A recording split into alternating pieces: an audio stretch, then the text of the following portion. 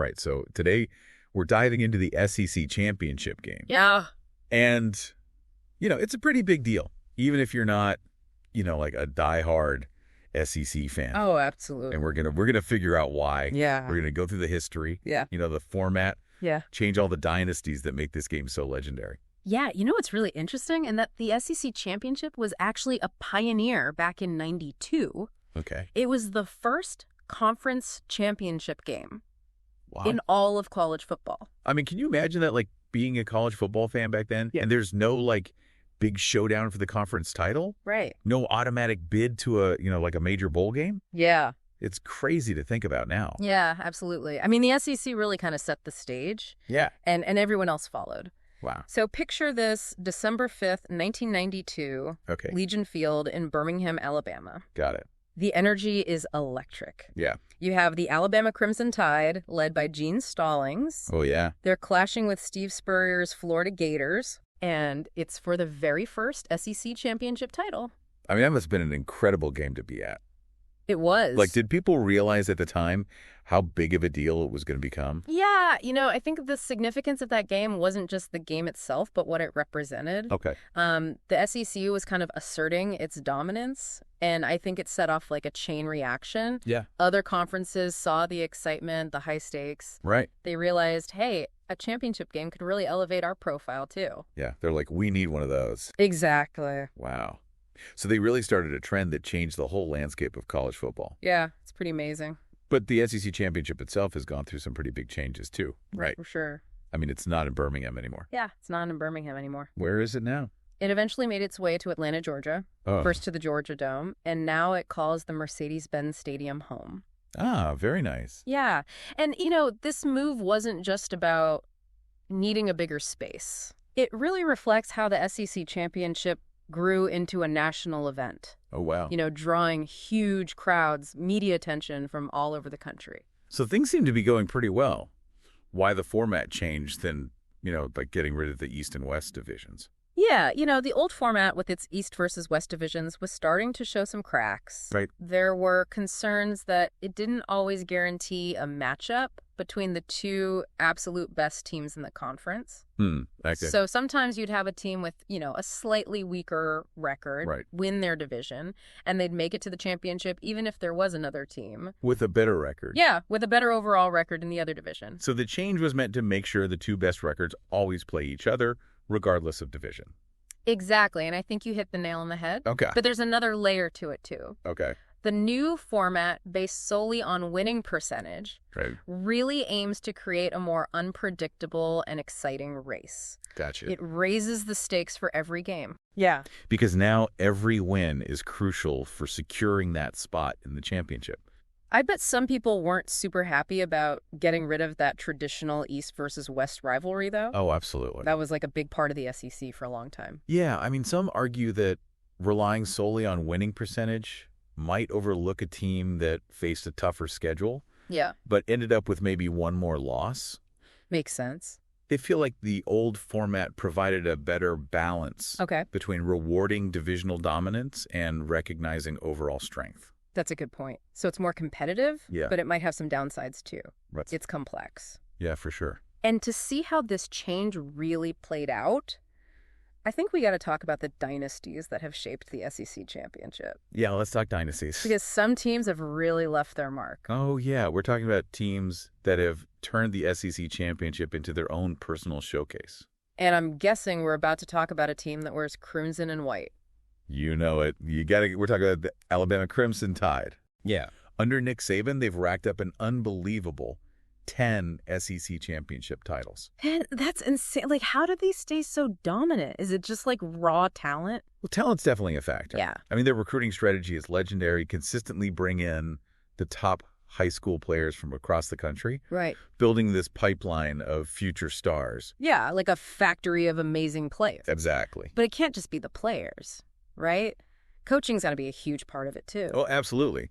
Nick Saban is considered one of the greatest college football coaches of all time. Oh, for sure. He's instilled this culture of discipline, hard work, attention to detail that just permeates the entire program.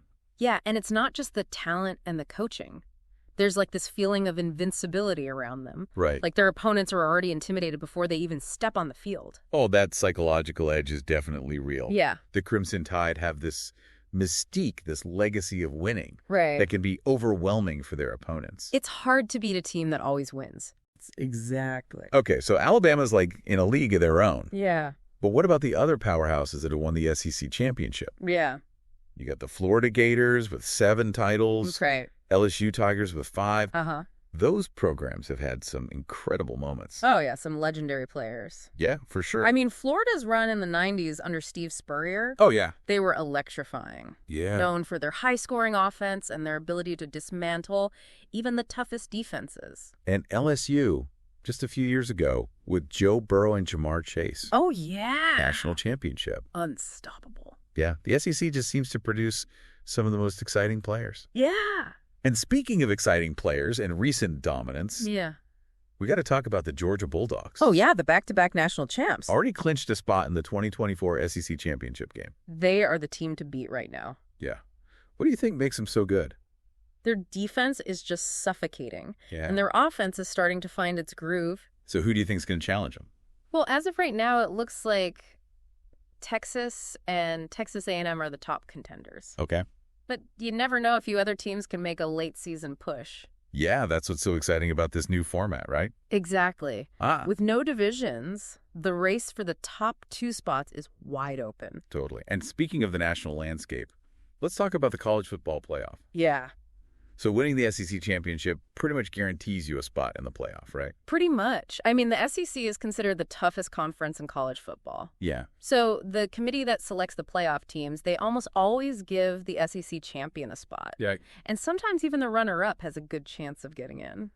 So the SEC championship isn't just about bragging rights in the conference. Yeah. It's about getting to the biggest stage in college football. That's why this game is always so intense. Yeah. The stakes are incredibly high for the players, the coaches, the fans. And, speaking of the fans, the SEC championship game is a cultural phenomenon. Yeah. It's more than just a game. It's an experience. Yeah, tell me about that. What's it like? Atlanta, it becomes a sea of colors and rivalries Wow. during SEC championship weekend. Okay. I mean, the tailgating starts days before the game, and the atmosphere is electric. I've heard about those tailgates. They sound wild. They're pretty wild. Like you need a whole week just to experience the pregame. Pretty much. And it's a testament to the passion and dedication of SEC fans. Yeah. They travel from all over the region, and even if their team isn't playing, Wow. they're there to soak up the atmosphere and celebrate SEC football.